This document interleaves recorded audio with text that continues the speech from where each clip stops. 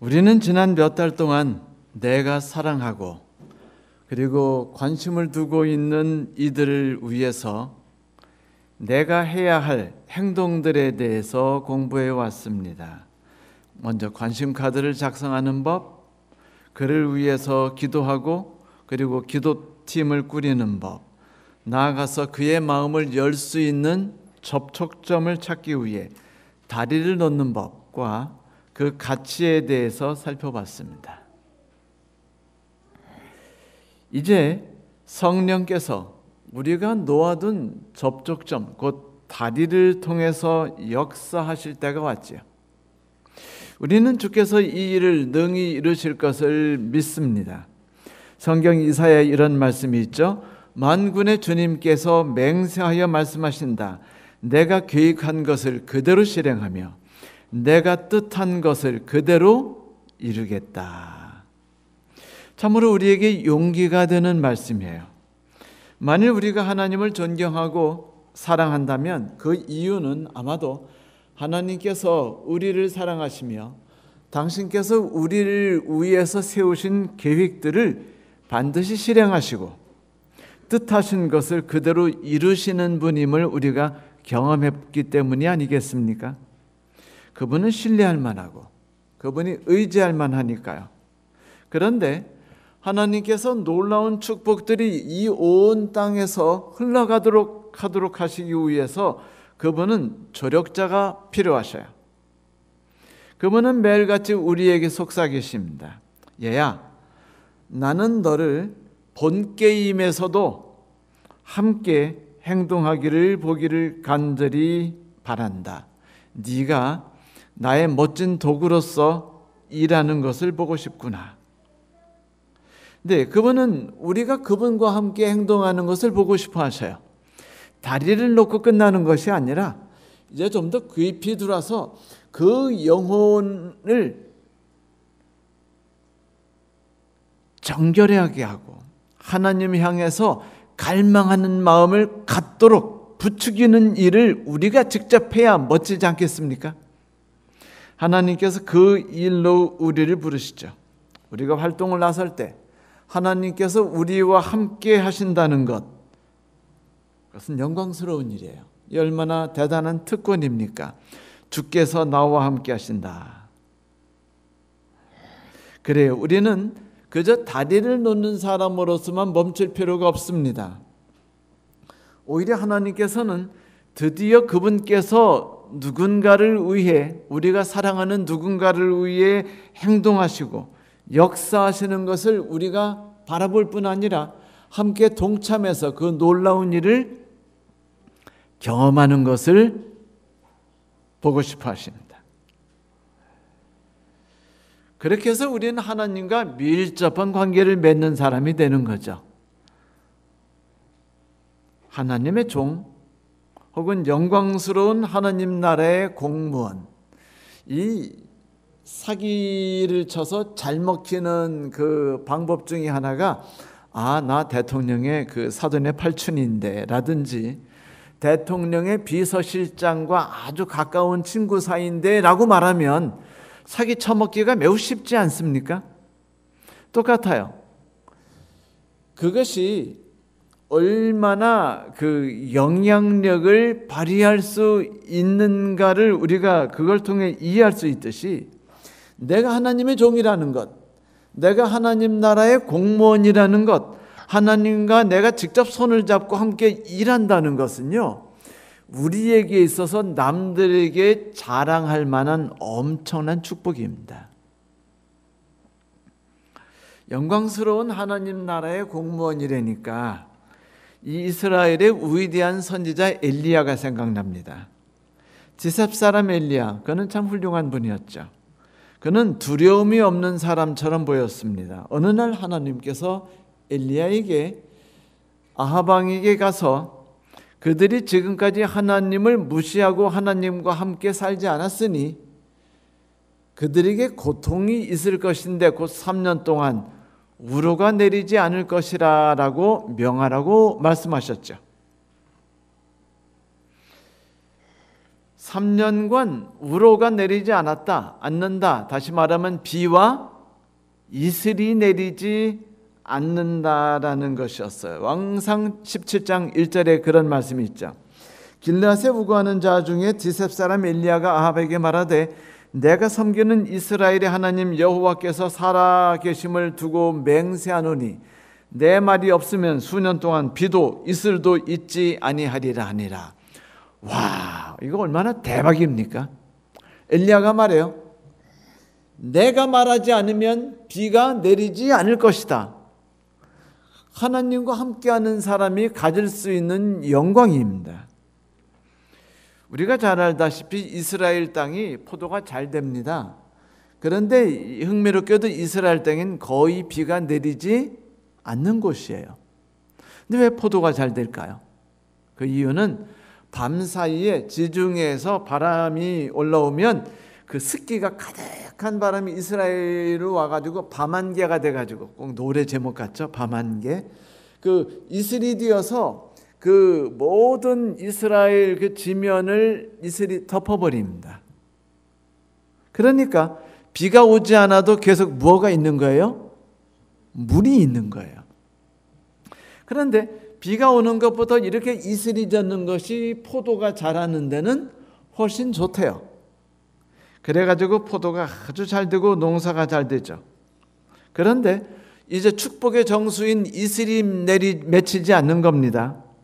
보이는 비와 보이지 않는 그 밤안개가 함께 역할해서 그들에게 내리는 축복들이 그들에게 멈출 때 모든 곡식들과 모든 사람들과 모든 양떼들과 모든 소떼들이 고통을 당할 것은 자명한 일이었습니다. 하나님께서는 이스라엘 백성들이 하나님과 함께하는 삶을 잃어버렸기 때문에 그 결과가 어떤지를 보여주려 하셨어요.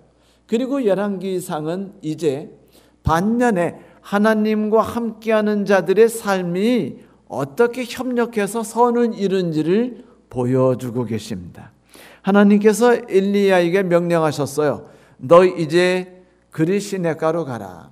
그리시네가가 그냥 냇가입니다. 냇갈. 물도 별로 그냥 흐르다 말다 할 그런 조그마한 냇가이에요. 근데 거기로 가면 어떡하라는 겁니까? 먹을 건 어떻게 있어요? 물만 마시고 살 수 있나요? 제가 대학교 다닐 때 물만 마시고 지내봤더니 한 3일 정도 지내니까 미치겠더군요. 손이 여기서부터 여기까지 저려오고 그냥 머리도 여기서부터 여기까지 힘이 없어지고 간질간질하고 막 전신이 저리는데 죽을 것 같았습니다.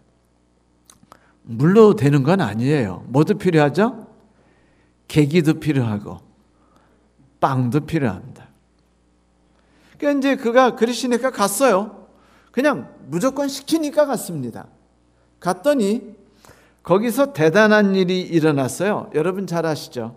까마귀가 뭐와 뭐를 갖고 왔죠?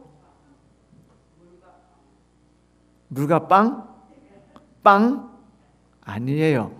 빵과 계기. 빵과 계기를 가지고 날아왔습니다. 새계기. 자, 그런데 여러분 한번 상상해 보세요. 까마귀가 날 때 이렇게 나르나요? 이렇게 나릅니까? 이렇게 날아요. 그러면 날개를 철렁일 때마다 몸이 충격을 받죠. 그러면 입에 물고 있는 그 까마귀 입이 뭐 한 요만한데 요거보다 좀 작죠. 꽤 커요. 한 주둥이가 한 이 정도 크기가 됩니다. 그런데 이 까마귀가 빵을 물고 날면 팍팍 할 때마다 이게 빵이 부서져서 떨어질까요? 안 떨어질까요? 그럼 고기는 등에 지고 오나요? 뭘 말하는 걸까요? 누군가에게 하나님이 명령하신 겁니다. 너 맨날 보자기에다가 빵하고 고기하고 새우기기 담아가지고 보자기에 싸서 까마귀가 물 수 있도록 해놔라. 네가 그 명령을 지키기만 하면 넌 놀라운 기적을 볼 거다. 그래서 시키는 대로 했어요. 그랬더니 까마귀가 와가지고 그거를 물고 갑니다. 그 시키는 대로 그리시네가에 간 엘리야는 뭘 경험했냐면 저 산망 그 너머에서 이제 까마귀가 날아오는데 좀 특이한 새, 펠리칸도 아니고 막 주둥아리가 이만한 막 새가 날아오니까 가까이 날아와서는 툭 하고 떨어뜨리는데 보니까 열어보니까 뭐예요? 빵과 고기였어요. 여러분, 우리는 이런 걸 보고 뭐라고 말하냐면 3+1이라고 말합니다. 3+1 상품. 1은 하나님, 종 1 엘리야, 종 2 누군가 부자, 그리고 종 3 까마귀. 이들이 서로 협력했어요. 가진 자는 가지지 않은 자를 위해, 그리고 배달하는 자는 배달하는 자로서, 그리고 받아먹는 자는 하나님이 명하신 곳에서 다 함께 일했고 다 함께 축복을 맛봤으며 다 함께 하나님이 주시는 놀라운 기적들을 경험했습니다.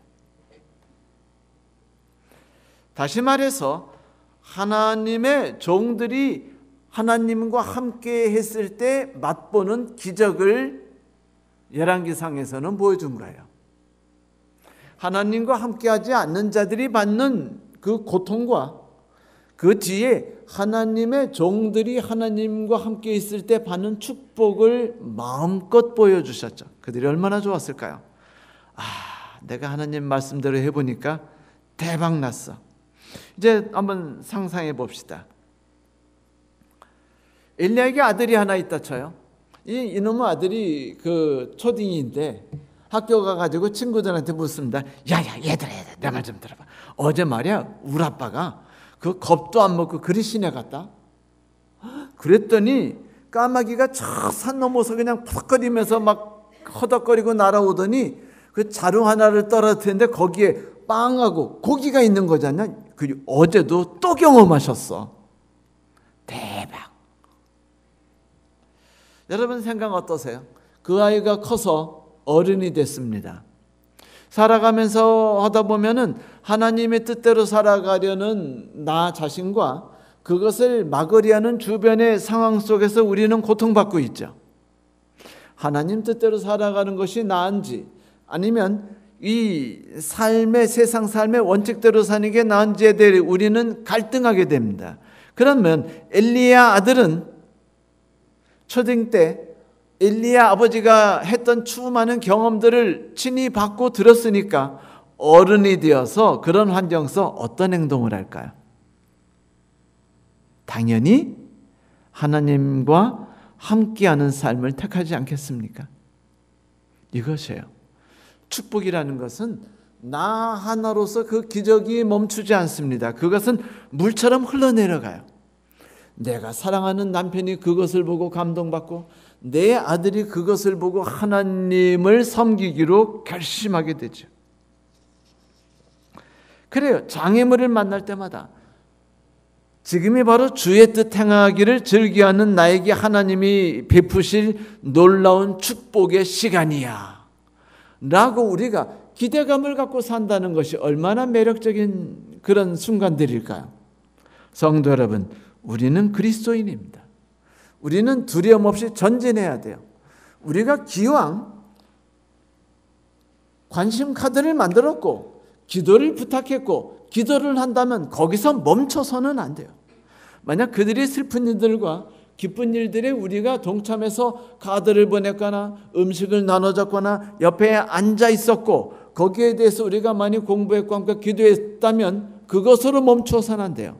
이제 우리가 하나님과 함께 일함으로 하나님이 역사하시는 것을 맛봐야만 할 때가 우리에게 다가옵니다. 하나님이 엘리야에게 함께 하셨던 것처럼 성도 여러분, 우리는 그리스도인이죠. 그리스도인이란 이름은 그리스도가 없으면 존재할 수 없는 이름이지요. 우리는 하루의 삶의 모든 명패에 그리스도의 사람, 그리스도와 함께하는 사람, 어디를 인도하시든지 잠잠히 그리스도를 따라다니는 사람, 이런 식으로 매일의 명패를 달고 살아갑니다. 우리의 삶에는 언제든지 그 영광스러운 그리스도의 이름이 붙어 있어요. 하나님이 허락하셨습니다. 자기 이름을 사용할 수 있도록 말이죠. 대단한 영광 아닙니까? 하나님이 엘리야에게 함께 하셨던 것처럼, 하나님이 바울과 함께 하셨던 것처럼, 만일 우리가 행동하기로 결심한다면, 하나님이 명하시는 대로 우리가 나서려 한다면 우리는 기적을 맛볼 거예요. 까마귀의 떡을 경험하게 될 겁니다. 그 행동이 대단하지 않아도 좋아요. 그 일이 만일 하나님이 명하신 일이라면 아무리 사소하고 작아 보이는 일이라 할지라도 하나님이 그 속에서 역사하시고 엄청난 일을 해낼 것이 분명하지 않습니까? 어느 힌두교도가 기독교로 개종해서 그 결과 남편으로부터 매우 심한 박해를 받았습니다. 그 사실을 알게 된 선교사가 염려를 해서 여인에게 물었어요. 남편이 화를 내면 어떻게 합니까? 그러자 아내가 이렇게 말했어요. 글쎄요, 저는 남편을 위해 더 좋은 음식을 만들고, 남편이 불평하면 마루를 한 번 더 열심히 깨끗이 닦고, 남편이 퉁명스럽게 말하면 더 부드럽게 대답하지요. 선교사님, 저는 제가 크리스찬이 된 뒤에 더 훌륭한 사람이 되었다는 것을 남편에게 보여주려고 노력하고 있어요. 그리스도에 관해서 전하려 하지 마세요. 우리는 도를 전하는 사람이 아닙니다. 우리는 우리의 삶에 경험하고 우리의 삶에 담겨진 하나님의 놀라우신 축복을 주변 사람들에게 흘려보내는 사람들이에요. 내가 경험한 것이 아니면 절대로 나는 누구에게 그것을 전할 수 없지요. 우리가 하나님께 쓰임을 받을 수 있는 가장 좋은 것은 좋은 분위기든 나쁜 상황이든 우리에게 호의적인 환경이든 역경이든 상관없이 우리가 진실된 그리스도인으로서 살아가는 것이죠. 예수를 진실하게 믿는 여종이 있었습니다. 하루는 어떤 사람이 여종의 주인에게 물었어요. 당신의 여종이 어떤 행실을 보고 그 여종이 그리스도인인 걸 압니까? 그러자 주인이 이렇게 말했습니다. 그 아이가 방을 깨끗이 청소를 하는 것만 봐도 그 아이가 진실한 그리스도인인 걸 압니다. 이건 뭐냐면 삶에서 행동하는 것으로 우리가 하나님과 함께하는 자라는 것을 보여준다는 것입니다. 만약 우리가 화를 낸다면 우리가 그리스도를 신뢰하고 그리스도의 축복을 받은 사람이라는 것을 공식적으로 부정한 것이 아니겠습니까? 만약 우리가 절망하고 좌절한다면 하나님께서 우리에게 은혜를 베푸시지 않는다고 우리가 만민이 알게 하옵소서라고 노래하는 것이 아니겠습니까? 성도 여러분, 이제 우리는 다음 단계로 넘어가야 돼요. 그 다음 단계는 뭐냐면 사랑은 필요를 채워주는 것이라는 것을 경험하는 단계입니다.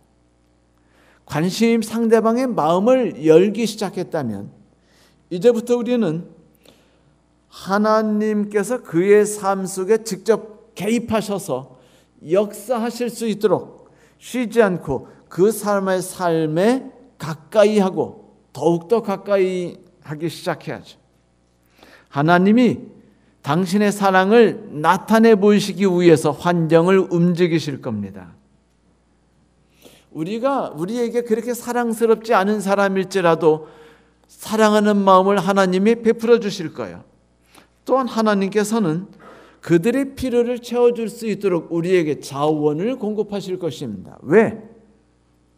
그 일이 하나님의 일이기 때문입니다. 하나님은 나를 통해서 당신의 축복을 흘려보내길 바라셔요. 그분은 내가 사랑의 통로가 되기를 바라십니다. 이 일은 자연스럽게 이루어져야 되고 또 그렇게 되는 것이 하나님의 계획입니다. 베드로는 이렇게 말했어요. 누가 봉사하려면 하나님의 공급하시는 힘으로 하는 것 같이 하라. 뭐라고요? 내 힘으로 봉사하지 말라는 겁니다. 그렇게 봉사해봤자 실망하지 않느냐라는 거예요. 교회에서 열심히 봉사하는 청년이 있으면 제가 꼭 찾아가서 이렇게 말합니다. 나는 네가 봉사하는 걸 통해서 실망하지 않았으면 좋겠어. 왜 그러냐면 그 봉사하는 친구들이 대부분요 상처를 입어요. 왜냐하면 봉사를 했는데 사람들이 반응이 없어요. 별로 감동도 받지 않아요. 당연한 것처럼 해요. 빵을 만들어 줬더니 다음 날에는 왜 빵을 안 만들어 오느냐는 식으로 이렇게 쳐다봅니다. 당연하게 받아들여요. 안 하면 정죄합니다. 상처를 입어요. 그래가지고 봉사하기 싫어합니다. 왜 우리가 상처를 받습니까? 내가 무언가를 하려고 했기 때문이에요. 하나님은 우리에게 내가 하라고 말하지 않습니다. 내가 물자를 다 대겠다. 내가 모든 능력과 축복을 대겠다. 너는 그것을 뭐만 하라? 전달만 하라. 뭐로써? 종으로서. 이야기를 좀 더 한번 살펴보도록 할까요? 엘리야가, 또 엘리야 얘기를 합시다. 엘리야가 좀 일하다 보니까 슬슬 시건방져졌어요. 지가 하나님인 것처럼 이렇게 슬슬 생각이 들기 시작했어요. 하나님은 계속 그를 훈련시키고 그를 보호하시며 인도하셨습니다. 어느 날 3년이 되자 하나님이 엘리야를 부르셨어요. 너 아합 왕에게 가서 너 자신을 보여라 그랬어요. 보여라. 이때 보여라라는 말이 뭐냐면 그 바알을 한다는데 입증해 보여라. 내가 하나님이신과 하나님은 그와 함께 하시는 자에게 축복을 주시고 함께하지 않는 자들은 하나님과 멀어져 있는 자들에게는 고통이 자연스럽게 따라온다는 것을 입증해 보여라 라고 말한 것입니다. 그러니까 얼굴을 들여다 보이라는 게 아니고 하나님이 어떤 분인지를 입증해 보이라고 말한 것이었어요. 그 엘리야가 갔습니다. 갈멜산에서 만나자고 그랬어요. 전투를 하듯이. 이제 하나님이 두고 보셨죠. 그랬더니 제단 2개를 만들고서는 주변에다가 웅덩이를 파고 물을 가득히 붓고 제물을 올린 다음에 그 불을 내리게 하자는 시합을 해요. 바알의 그 사도들 300~400명이 막 몸에 칼을 그으면서 막 난리를 쳤지만은 불이 내리지 않았어요. 엘리야가 오후가 되어서 하나님께 기도하자 하늘에서 불이 내려서 모든 바닷물들과 재물을 깨끗이 사로서 없애버렸죠. 엘리야가 신났습니다. 그래가지고 이제 내가 하나님의 일을 하리라 라고 결심합니다. 그래가지고 거기 구경하고서 하고 충격받은 그 백성들에게 뭐랬냐면 저 바알의 선지자들 다 잡아! 그래서 다 잡은 다음에 칼로 다 쳐서 죽입니다. 피가 낭자하고 막 그들이 막 고통 속에 부르짖는 울부짖음과 도망하려 하는 것, 그들의 막 얼굴에 있는 그 고통의 표정들이 막 사방에 난자 있어요. 그걸 보는 사람들이 표정이 어떻겠어요? 그 모습을 보다 보면은 그 하나님을 떠난 천주교를 그 초석이 되었던 어거스틴이 생각납니다. 여러분, 우리가 알고 있는 어거스틴은 그 기독교 하나님의 종교를 망가뜨린 원흉이기도 해요. 근데 이 사람이 그 신국론을 펴면서 무슨 이야기를 했냐면 하나님의 뜻을 어긋나게 하는 사람이 있으면 죽여서 없애버려야 한다.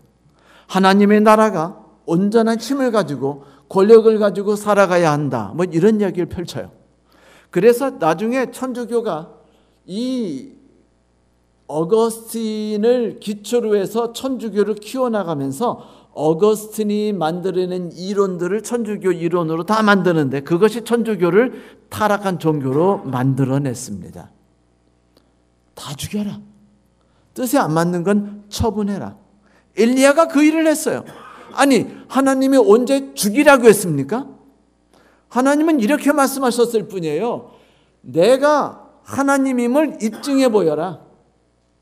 내가 선한 하나님이며 은혜를 베푸는 하나님이며 내가 없는 사람들이 얼마나 어려운 삶을 사는지를 보여주라고 그랬지 누가 살해하라고 그랬어요?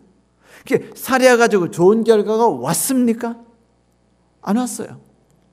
그가 막 살해하고 400명을 죽이고 뿌듯해가지고 내가 하나님 일을 했다고 하면서 막 그 비가 내리는데 막 달려가가지고 그 사마리아 근처에 어떤 성에 들어가서 있을 때 이세벨이 감동받았습니까? 아니에요. 더 분개했습니다. 그래가지고 엘리야를 죽이겠다고 협박해요. 그때 엘리야가 신앙을 잃어버립니다. 내가 하나님을 위해 이렇게 일했는데 왜 하나님은 나와 함께 하시지 않지? 라고 하면서 그가 40일 호렙산으로 걸어가요. 하나님이 자면 깨워가지고 음식을 먹이고 자면 깨워서 음식을 먹으면 그냥 밥 먹고 걸어가고 밥 먹고 걸어가요. 하나님이 함께 하셨죠. 근데 그는 신경 안 쓰고 뭐만 생각해요? 억울하다. 나 혼자 일하는구나. 호렙산에 갔어요. 하나님을 만났습니다. 하나님이 왜 왔냐 그래요. 그러니까 너무 억울합니다. 왜 나 혼자 일하는 겁니까? 아무도 하나님을 위해 일하지 않고 나만 일해서 너무 고통스럽고 사람들이 나를 아주 웃긴 사람 취급하고 이상한 취급하고 아주 나쁜 사람 취급합니다. 살기 너무 고통스럽습니다. 그래? 들어가 있어. 그 다음에 하나님이 강한 바람을 일으키셔요. 불길이 일어나게 하십니다. 지진이 일어나게 하십니다. 폭풍우가 내리게 하셔요. 그리고 조금 있다가 세미한 소리가 들리게 하십니다. 그때 엘리야가 밖으로 나가요. 하나님이 이야기를 하신 겁니다. 나는 강한 바람 속에 없었어. 나는 모든 걸 태우는 불길 가운데 없었어. 나는 모든 걸 흔드는 지진 가운데 없었다. 나는 이슬같이 조용히 내리는 이스라엘에 내리는 온짐에 내리는 이슬처럼 조용히 내려서 역사하는 사람이었어. 그런데 너는 불길을 일으켰고 너는 지진을 일으켜서 사람들이 막 흥분하고 긴장하고 두려움 속에 떨어 하나님을 믿게 만들었지. 나는 그 속에 없었어 라고 말씀하십니다. 그리고 말씀하셔요. 네가 주인이니? 내가 주인이지. 너는 시키는 대로만 하면 됐는데 너 벌써 3+1 다 잊어먹은 거야? 3+1이 뭐였죠? 하나님의 명령을 지키는 하나님의 종 1, 하나님의 종 2, 하나님의 종 3이 협력해서 하나님과 함께 만들어낸 놀라운 기적이 아니었던가요? 서로 도우며 하나님의 은혜가 입기치어지는 것을 맛보는 사람들. 엘리야는 그걸 잊어먹었어요. 그래서 그는 하나님을 잊어먹을 뻔했습니다. 성도 여러분, 우리는 가끔 그리스도인으로서 내가 하나님을 위해서 무엇을 해야 되지? 어떻게 해야 되지? 하고 너무 염려를 해요. 염려하지 마세요. 하나님이 우리를 이끄시는 대로 나아가는 것입니다. 그저 이것만 하세요. 내 사랑하는 남편 하나님을 잘 안 믿어요? 내 사랑하는 편이 내가 보기에는 제대로 신앙을 하지 않아요? 내 아들이나 손주나 손녀가 신앙을 제대로 하지 않습니까? 그들의 울고 기도하십시오. 그들에 대해 관심 카드를 만들고 그들의 마음을 열 수 있는 기도 카드를 만들고 그들에게 보여주는 겁니다. 내가 믿고 있는 하나님이 내가 하나님을 신뢰했을 때 어떤 역사를 하셨는지를 보여줘야 돼요. 무언가 하려고 하다 보면 꼭 일이 망쳐질 수 있어요. 하나님이 나를 통해서 역사하시는 것만을 경험하게 하십시오. 세상은 우리가 어릴 때부터 가르쳤어요. 뭔가 인정받고 사랑받기 위해서는 우리가 열심히 공부해야 된다. 부모님 말씀을 잘 들어야 된다. 학교에서 공부 열심히 해야 된다. 이런 중압감을 받고 우리가 태어났기 때문에 우리가 그리스도인이 되어서도요, 우리는 중압감을 가지고 그리스도인으로서 뭔가 하고 싶어요. 십계명을 지켜야 되고 그리스도인의 법을 지켜야 되고 전도해야 되고 이것도 해야 되고 저것도 해야 되고.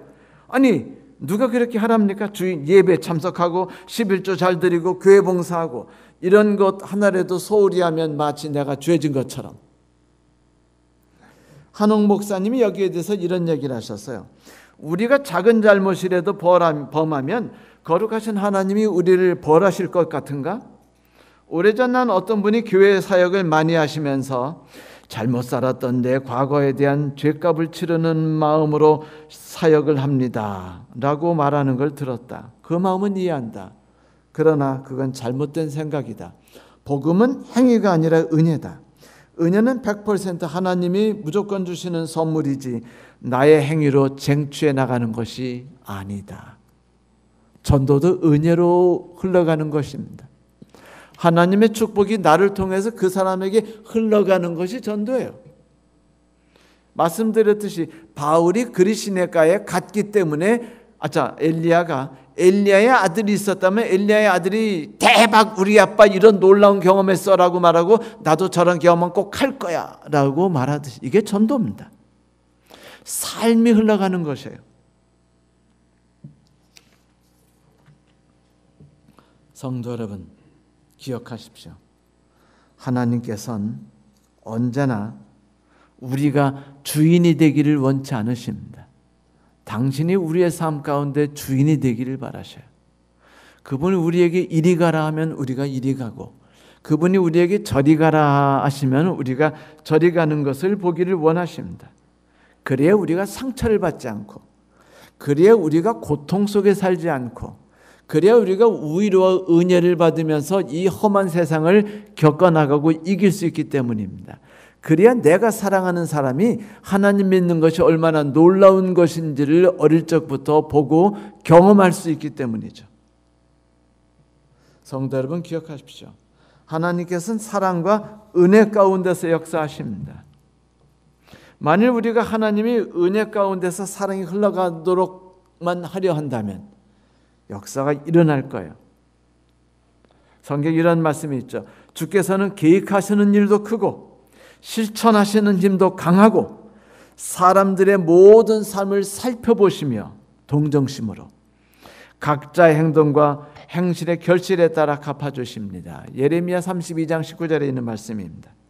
여러분, 이 모든 것들은 우리가 하나님의 도구가 되어서 그분이 일하시는 통로로서 나서려고 할 때 이루어지는 것이에요. 제가 말씀드렸죠. 만약 우리가 관심 카드를 만들지 않고 그들에 대해서 매일 기록하지 않는데 어떻게 기적이 일어납니까? 무언가 하지 않고 어떤 기적이 일어날까라고 생각하지 마세요. 우리가 기도하면서 하나님 어떻게 하면 접근할 수 있을까요? 방법을 알려주세요. 그 마음을 열 수 있는 기회를 만들어주세요 하고 매일 그쪽을 향하여 바라보고 옆에서 얼쩡거리고 그의 마음을 헤아리기 위해서 마음으로 마음을 다가려고 하지 않는다면 어떻게 이해할 수 있습니까? 항상 아내들이 남편에게 하는 말 있죠. 당신은 한 번도 나를 이해한 적이 없어. 남편은 이렇게 대답합니다. 언제 내가 이해를 안 했는데? 이거는 이렇게 되면은요 게임 끝난 거예요. 남편은 이미 바보짓을 있는 대로 하고 있죠. 뭐냐면 상대방이 무슨 마음으로 이야기를 하는지에 대해 살피지 않고 그냥 그 말이 사실이냐 아니냐에 따라서 그것만 판단하고 거기에 따라 반응했을 뿐입니다. 여러분, 이런 식으로 하면 전도는 절대로 할 수 없죠. 먼저 나서십시오. 그 사람에게 가까이 접근하려고 하고 그 사람의 마음의 상처를 들여다보려고 하고 다가가는 겁니다. 행동으로 옮기기 전에 기도는 응답될 수 없어요. 미국에 빌이라는 적극적인 믿음을 갖고 있는 사람이 있었대요. 그는 예수님의 이름으로 기도하면 뭐든지 다 필요가 채워지고 원하는 건 다 하나님이 주신다고 믿었어요. 그래서 어느 날 다짐했어요. 그래, 난 오늘부터 하나님이 나를 철저히 채워주시고 나의 필요를 채워주시고 함께 하실 것을 내가 신뢰하고 살 거야. 그리고는 큰 회사 매니저 직위를 사표를 내버리고요. 그 도시의 그 슬럼 지역으로 이사 갔습니다. 그리고 기도했어요. 오, 하나님 축복을 주십시오. 그런데 이제 그날 아무 일도 일어나지 않았고 배가 고팠어요. 아주 믿는 마음으로 먹을 것도 안 가져갔거든요. 그래서 이제 하나님께 이제 배고프니까 이제 음식을 달라고 간절히 기도했습니다. 다음 날 아침 음식이 혹시 하나님이 갖다 주셨나 하고 집 앞에 나가 보니까 음식이 없어요. 실망했습니다. 그날도 종일 방에서 막 무릎 꿇고 기도했습니다. 하나님 음식을 내려주시옵소서 하고 기도했습니다. 다음 날 아침 나가면 음식이 없어요. 또 간절히 기도했습니다. 하나님 저를 시험하지 마옵시고 다만 이제 기적으로 음식을 내려주시옵소서. 다음 날 나가는데 또 음식이 없어요. 이제 거의 이제 쓰러질 지경이 됐습니다. 기도할 힘도 없어요. 너무 섭섭했어요. 하나님이 약속대로 음식을 주지 않는 거에 대해 섭섭했고 분노가 생겼고 너무 속상해서 눈물을 흘렸습니다. 기도했어요. 하나님 저 이제 죽겠습니다. 나흘 동안 완전히 굶었어요. 기도한 다음에 현기증이 막 띵하고 나고 침대에 누워서 천장을 쳐다보는데 귀에 무슨 음성이 들리는 것 같았어요. 빌, 네 하나님 저 여기 있습니다. 드디어 제 기도를 들어주시는군요. 그러자 하나님 말씀하셨어요. 빌라, 내가 기도 응답을 했는데 넌 항상 엉뚱한 방향을 바라보고 있더구나. 무슨 말씀이세요? 잘 이해가 가지 않는데요. 세미한 음성이 또 들렸습니다. 빌, 밖으로 나가봐라. 밖으로 나갔습니다. 지저분한 현관 이것저것 봤어요. 아무것도 없어요. 그래서 세미한 음성을 봤어요. 또 딴 데 쳐다보고 있네. 빌, 위를 쳐다봐라. 그래서 위를 쳐다봤어요. 그랬더니 거기에 커다란 간판이 하나 붙어 있었습니다. 낮일 할 사람 구함, 점심 제공됨.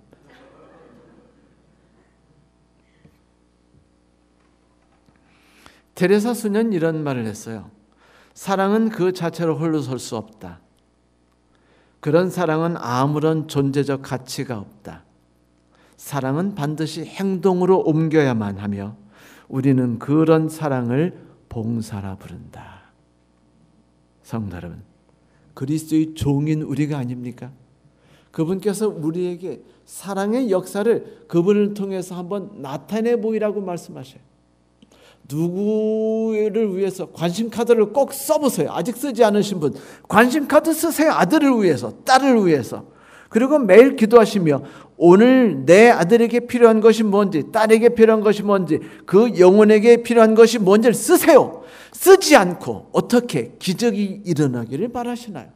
찾아가세요. 도움이 줄 거 뭔지 모르겠으면 집안 청소라도 해주시고, 그 다음에 그가 어떤 섭섭한 일을 했을 때 그때가 기회니까 그때 그리스도인의 아름다운 덕을 끼쳐주세요. 그리고 기다리세요. 하나님이 역사하실 때까지 기다리십시오. 이렇게 행동하지 않고 무슨 일이 있을 수 없습니다. 여러분 힘을 내십시오. 놀라운 기적이 우리에게 있도록요. 경상도서 시골에서 이제 목회를 하던 목사님이 서울 어느 커다란 교회 초대받아가지고 이제 설교를 하셨어요. 그분이 워낙 진솔하신 분이라 많은 분들이 아멘, 아멘 하면서 설교를 들으셨습니다. 우리 교우님들이 아멘을 안 하셔서 제가 궁금해했더니 어느 집사님 하시는 말씀, 목사님은 아멘 할 틈을 주지 않으셔요. 진짠가요? 이제 기도가 다 끝난 다음에 교우님들이 은혜를 받았어요. 설교 끝나면 이제 목사님 축도가 있죠. 목사님이 이제 이렇게 두 손을 들고 축도했습니다. 하나님의 사랑과 예수님의 은혜와 성령께서 함께 하심이 설교 멘치로 살랐고 다짐하는 모든 성도에게 항상 함께 하실지어다. 기도를 끝냈어요. 많은 사람들이 막 속으로 킥킥킥 웃었습니다. 사투리가 재밌었지만 그러나 그 기도가 참 의미심장했어요. 뭐라고 말했죠? 하나님의 뜻대로 행하려 하는 사람들에게만 하나님의 은혜가 임하시옵소서. 아주 얄궂은 기도죠. 성도 여러분, 주시옵소서가 아니고 일어나서 밥을 지어야죠. 그렇지 않습니까? 저는 믿습니다. 하나님의 사랑과 예수님의 은혜와 성령께서 함께 하시면 우리가 매일 경험할 수 있다는 것을, 만일 우리가 하나님의 종으로서 하나님의 아름다운 덕을 누구에게인가 흘려보내기로 결심하고 행동으로 나서기만 하다만 말이죠. 하나님께서 우리와 함께 하실 것입니다. 감사합니다.